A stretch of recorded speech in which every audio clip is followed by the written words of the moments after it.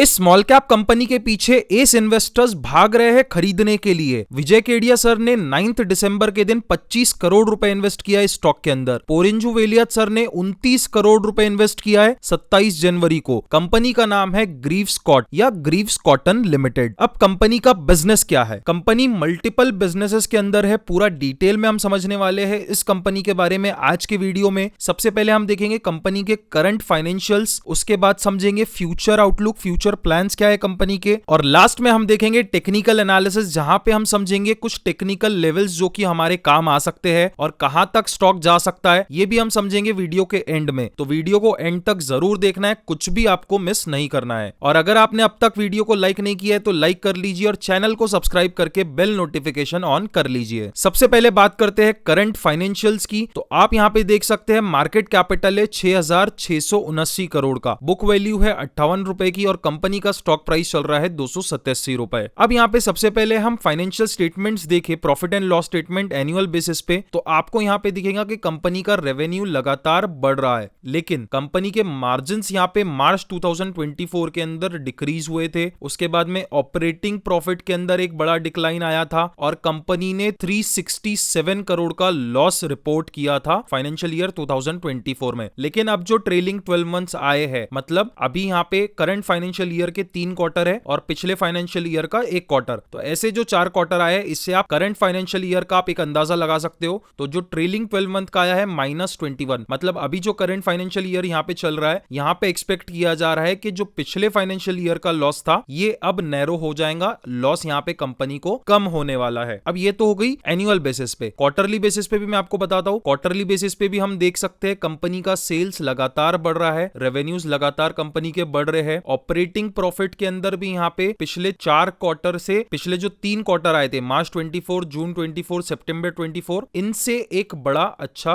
Move आया है operating profit के अंदर, जहां पे ऑपरेटिंग प्रॉफिट मार्जिन्स भी कंपनी के इंप्रूव हुए हैं पिछले क्वार्टर के अंदर। उसके अलावा नेट प्रॉफिट के अंदर भी एक अच्छा रिकवरी देखने मिली, जहां पे उसके पिछले 3 क्वार्टर से लगातार माइनस में चल रही थी कंपनी, नेट लॉस में चल रही थी, वहीं पे पिछले क्वार्टर में कंपनी ने प्रॉफिट रिपोर्ट किया है। अब फाइनेंशियल नंबर्स देख के तो ऐसे कुछ बहुत ज्यादा अट्रैक्टिव नहीं लग रही है कंपनी, लेकिन फिर भी क्या है इसके पीछे जो बड़े बड़े इन्वेस्टर्स भाग रहे हैं, इसको फ्यूचर आउटलुक के अंदर मैं आपको डिटेल में समझाने वाला हूं ये क्यों ऐसा है। अभी हम बैलेंस शीट की बात कर लेते हैं। तो बैलेंस शीट आप देख सकते हो यहाँ पे कंपनी की जो लॉन्ग टर्म बोरोइंग्स है, जो कंपनी का लॉन्ग टर्म डेट है, ये 0 है। कंपनी का लॉन्ग टर्म डेट जो आया था मार्च 22 फाइनेंशियल ईयर के अंदर 169 करोड़ का, जो कि यहाँ पे कंसिस्टेंटली 0 चल रहा है, मतलब कंपनी डेट फ्री है। एक और इंटरेस्टिंग चीज ये है कि कंपनी के पास में बहुत अच्छे रिजर्व्स है, 1312 करोड़ के कंपनी के पास में कैश रिजर्व्स पड़े हुए हैं। इसके अलावा फिक्स एसेट्स की बात करें तो आप देखिए फिक्स एसेट्स लगातार बढ़ती जा रही है। यहाँ पे पिछले 2 फाइनेंशियल ईयर से यहाँ पे फिक्स एसेट्स बढ़ रही है, मतलब कंपनी कैपेसिटी एक्सपांशन पे ध्यान दे रही है, बिजनेस एक्सपांशन पे ध्यान दे रही है। एक पॉइंट आपको ध्यान रखना है, अगर फिक्स एसेट्स बढ़ रही है मतलब कंपनी एक्सपांशन में जा रही है। इसके अलावा शेयर होल्डिंग पैटर्न भी हम देख लेते हैं। तो प्रमोटर का स्टेक तो ऑलमोस्ट कांस्टेंट है, कोई बहुत ज्यादा मेजर डिफरेंस नहीं आया है पिछले 2-3 क्वार्टर में। एफआईआईज का स्टेक इंक्रीज हुआ है। आप देखिए जहां पे एफआईआईज का स्टेक था 1.04%, डबल से ज्यादा हो चुका है दिसंबर क्वार्टर में 2.41% का। डीआईआईज ने स्लाइटली अपना स्टेक डिक्रीज किया है और पब्लिक का स्टेक भी यहाँ पे कम हुआ है। अब ये तो हो गई करंट फाइनेंशियल्स की बात, लेकिन अब यहाँ पे फ्यूचर आउटलुक क्या है कंपनी का, एक्सपांशन प्लान्स क्या है, ये थोड़ा सा हम डिटेल में समझते हैं। फ्यूचर प्लान्स की बात करें तो company long term growth strategy के ऊपर काम कर रही है, जहां पे कंपनी थोड़ा सा डाइवर्सिफिकेशन, टेक्नोलॉजी एक्सपांशन के ऊपर भी ध्यान दे रही है और एक्सपोर्ट्स के ऊपर भी कंपनी का फोकस है। क्या क्या प्लान्स है पूरे डिटेल में समझते हैं। सबसे पहला है कंपनी ने एक टारगेट यहाँ पे फिक्स किया हुआ है 2030 तक का। 2030 तक कंपनी को 15,000 करोड़ रुपए के रेवेन्यू तक पहुंचना है, ये कंपनी का एक मेन टारगेट यहाँ पे चल रहा है। इसके बाद सेकेंड पॉइंट है यहाँ पे डाइवर्सिफिकेशन, जहां पे कंपनी पहले सिंगल प्रोडक्ट में काम कर रही थी, अब यहाँ पे कंपनी ने अलग अलग बिजनेसेस में डाइवर्सिफाई किया है, अलग अलग प्रोडक्ट्स पे डाइवर्सिफाई किया है, जैसे कि इंजीनियरिंग है, इलेक्ट्रिक व्हीकल्स है, फाइनेंस है, रिटेल है, और एक बड़ा फोकस यहाँ पे कंपनी का इलेक्ट्रिक मोबिलिटी एक्सपांशन के ऊपर, जिसमें कि इनकी सब्सिडरी है ग्रीव्स इलेक्ट्रिक मोबिलिटी, जिसका कि आईपीओ भी अभी आने वाला है। कंपनी ने आईपीओ के लिए प्रोस्पेक्टस सेबी में ड्राफ्ट कर दिया है कैपिटल रेस करने के लिए। अब ये जो कैपिटल रेस करने वाले हैं आईपीओ में, ये कैपिटल यूज होने वाला है टेक्नोलॉजी डेवलपमेंट के लिए, मैन्युफैक्चरिंग एक्सपांशन के लिए, और कंपनी दूसरी सबसे सब्सिडीज के अंदर भी स्टेक इंक्रीज करना चाह रही है, उसलिए तो एक मेजर फोकस कंपनी का है इलेक्ट्रिक मोबिलिटी एक्सपांशन के ऊपर। इसके बाद अगर इंजीनियरिंग सेगमेंट की हम बात करें तो यहाँ पे कंपनी का एक्सपोर्ट काफी अच्छा इंक्रीज हुआ है। टोटल जो कंपनी का रेवेन्यू है इसमें से 20% जो रेवेन्यू आया है वो एक्सपोर्ट से आया है, जो कि मेजरली यूएसए, मिडल ईस्ट और अफ्रीका से है। इसके अलावा कंपनी क्लीन एनर्जी सॉल्यूशन पे भी काम कर रही है, सीएनजी इंजन्स, हाइड्रोजन टेक्नोलॉजी और इलेक्ट्रिक पावर ट्रेन्स के ऊपर भी कंपनी काम कर रही है। और इसके बाद एक सेगमेंट है रिटेल एंड फाइनेंस सर्विसेज, जहां पे कंपनी बहुत तेजी से ग्रो कर रही है, जहां पे ग्रीव्स फाइनेंसेस नाम से जो है ये इलेक्ट्रिक व्हीकल्स के ऊपर जो फाइनेंसिंग होगी उसके ऊपर काम कर रही है। अब जैसे आपने देखा होगा कि जितने भी टू व्हीलर कंपनीज है इनके खुद के ही फाइनेंस हाउसेज है, बजाज हो गया, हीरो हो गया, वैसे ही यहाँ पे ग्रीव्स भी काम कर रहा है अपने खुद के इन हाउस फाइनेंस के ऊपर। इसके अलावा जो इलेक्ट्रिक व्हीकल्स है इनके, इसके भी रिटेल आउटलेट्स यहाँ पे कंपनी बढ़ा रही है कंटिन्यूअसली। अब तक तो हमने देखा कि अलग अलग सेगमेंट के अंदर कंपनी के क्या क्या प्लान है, आगे के क्या क्या काम कंपनी कर रही है, लेकिन अगर हम सेगमेंट वाइज परफॉर्मेंस की बात करें, फाइनेंशियल्स की बात करें, तो यहाँ पे कुछ इंटरेस्टिंग चीजें आपको देखने मिलेंगी, जो कि मैंने आपको कुछ देर पहले भी बोला था कि आपको थोड़ी देर बाद बताऊंगा क्यों कंपनी यहाँ पे ओवरऑल लॉस में दिख रही है। चलिए वो चीज भी हम समझते हैं। सबसे पहले ग्रीव्स इंजन्स की हम बात कर लेते हैं, तो यहाँ पे कंपनी का रेवेन्यू 10% से इंक्रीज हुआ है ईयर ऑन ईयर बेसिस के ऊपर, जो कि एक अच्छी चीज है, एक पॉजिटिव पॉइंट यहाँ पे हमें देखने मिल रहा है। इसके अलावा इंटरनेशनल एक्सपांशन में कंपनी यहाँ पे काफी प्रोग्रेस कर रही है, जो कि थोड़ी देर पहले भी मैंने आपको बताया। एक्सपोर्ट्स के अंदर काफी अच्छा इंक्रीज देखने मिला। इसके अलावा कंपनी के मार्जिन्स भी काफी अच्छे इंप्रूव हुए हैं, जहां पे फाइनेंशियल ईयर 23 के क्वार्टर 3 में 5.5% का मार्जिन था, एबिटा मार्जिन 2 साल में डबल से भी ज्यादा हो चुका है कंपनी का इंजन सेगमेंट के अंदर मार्जिन्स। सेकंड, ग्रीव रिटेल्स की हम बात करें तो रेवेन्यू ठीक ठाक है, काफी अच्छा है, 159 करोड़ का कंपनी को रेवेन्यू आया है क्वार्टर 3 के अंदर। मार्जिन्स भी यहाँ पे स्टेबल है और एक अच्छा डिस्ट्रीब्यूशन स्ट्रेटेजी यहाँ पे समझ में आ रहा है। और तीसरा सेगमेंट है Greaves electric mobility. Total 4 segment है, जिसमें से तीसरा भी हम देख रहे हैं, जहां पे 23% ईयर ऑन ईयर के ऊपर रेवेन्यू इंक्रीज हुआ है, जो कि एक स्ट्रॉन्ग डिमांड को इंडिकेट कर रहा है। एक पॉइंट यहाँ पे ध्यान देना होगा कि कंपनी का एबिटा नेगेटिव में है, पहले की तरह -47 करोड़ का लॉस हुआ है क्वार्टर 3 के अंदर फाइनेंशियल ईयर 25 के इस सेगमेंट के अंदर। अब जो चीज हमने थोड़ी देर पहले स्टार्टिंग में देखा था, फाइनेंशियल्स हम जब देख रहे थे कि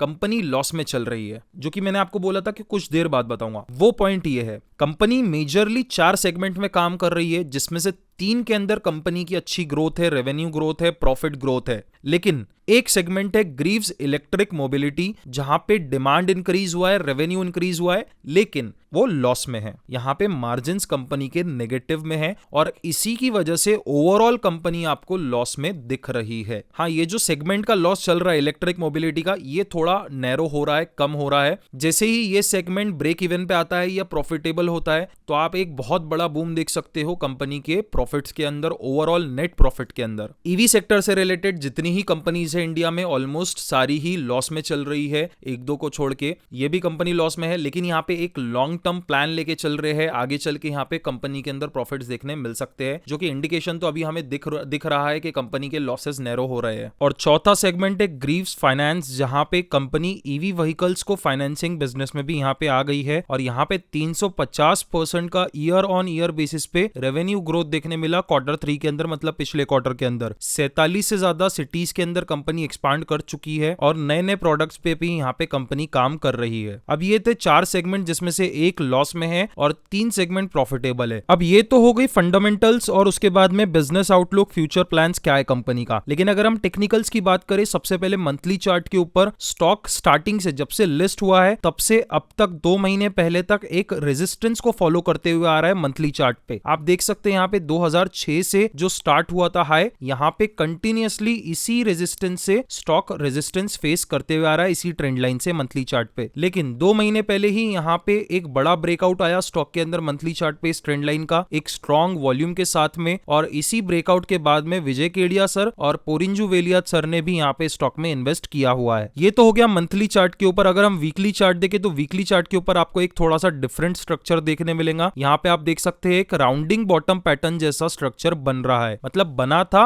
अब ब्रेकआउट भी आ चुका है। यहाँ पे आप देख सकते हैं एक राउंडिंग बॉटम पैटर्न जैसा कुछ जिसका ब्रेकआउट आ चुका है और यहाँ पे स्टॉक रीटेस्ट कर रहा है और यहाँ पे अब रेंज बन रही है। हो सकता है कि ये रेंज और बड़ी बने, कुछ 3-4 महीने और चले या 2-3 महीने ये रेंज चल सकती है। जैसे ही एक बार स्टॉक 300 के ऊपर की क्लोजिंग दे देता है वीकली टाइम फ्रेम पे, तो ये स्टॉक यहाँ से रॉकेट हो सकता है। अब ये कोई इन्वेस्टमेंट एडवाइस मैं आपको नहीं दे रहा हूँ, सिर्फ एक एनालिसिस मैं आपको बता रहा हूँ इस स्टॉक का। तो अगर आप इन्वेस्ट कर रहे हो किसी भी स्टॉक में तो आप अपना एनालिसिस जरूर कर लीजिए। आई होप आप लोगों को एनालिसिस पसंद आया हो। वीडियो को लाइक कर लीजिए, चैनल को सब्सक्राइब कर लीजिए।